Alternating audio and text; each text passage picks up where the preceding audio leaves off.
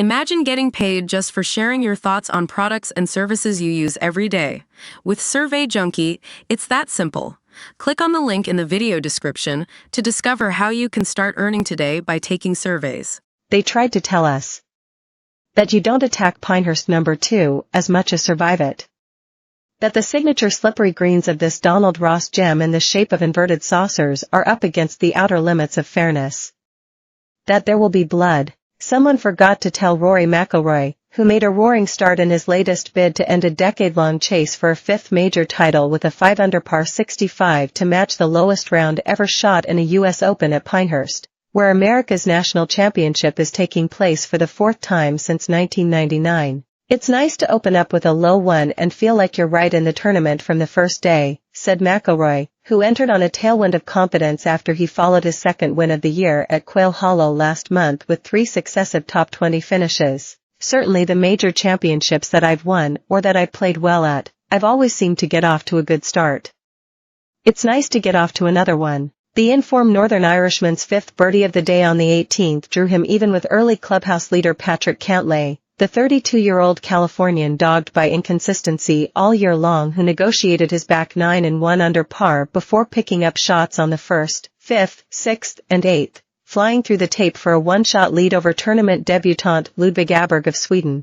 Earlier this week, McIlroy attributed what's been an incremental reversal of form at this event to a come-to-Jesus moment in his approach to the USGA's famously unsparing setups.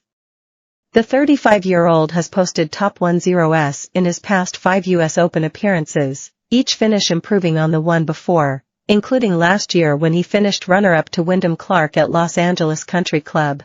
That upward trend line appears intact, and for those in search of portents, McIlroy's last 3 bogey-free opening rounds at majors ended with him lifting the trophy on Sunday. France's Mathieu Pavon made 2 eagles before midday, before finishing with a 67. 2 off the pace along with the 2020 champion Bryson DeChambeau.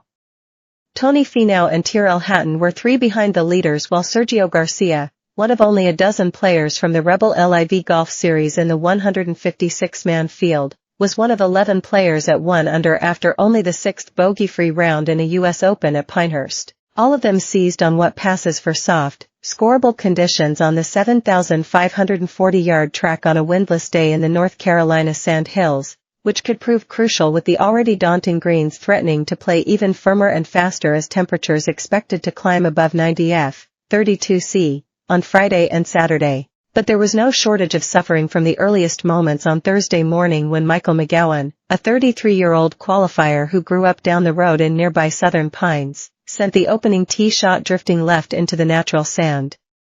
The local favorite's double bogey only presaged the tough sledding to come on a course made famous by treacherous domed greens, where a putt that misses the cup by a hair can easily roll off the crowned edges into a bunker.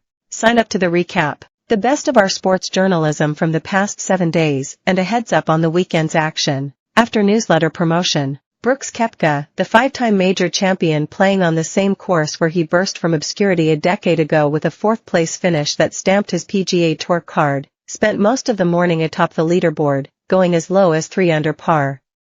But 3 late bogeys over the last few holes dropped him down to even for the day. Another promising start was thwarted when Tiger Woods, playing in only his 4th event of the season, made the turn at 1 over after a series of clutch par saves before fading quickly with 5 bogeys in a 7-hole stretch. The 48-year-old had birdied his opening hole, and the mere sight of the 15-time major champion atop the U.S. Open leaderboard, even with 71 holes to play, generated an early buzz around the grounds. But on a course that punishes shots that are even marginally bad, Woods' rust ultimately told.